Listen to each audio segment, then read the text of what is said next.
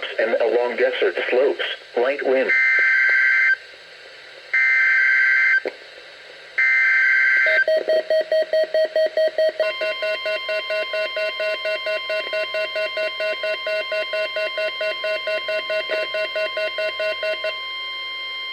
The National Weather Service in San Diego has issued a required weekly test for the following areas in extreme southwestern California: Orange County, Riverside County, San Bernardino County, San Diego County, and the coastal waters from San Mateo Point to the Mexican border and out 60 nautical miles, including San Clemente Island.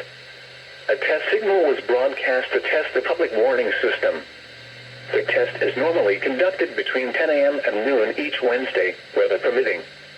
The signal was also used to test the activation and emergency readiness of the Skywarn network of radio operators.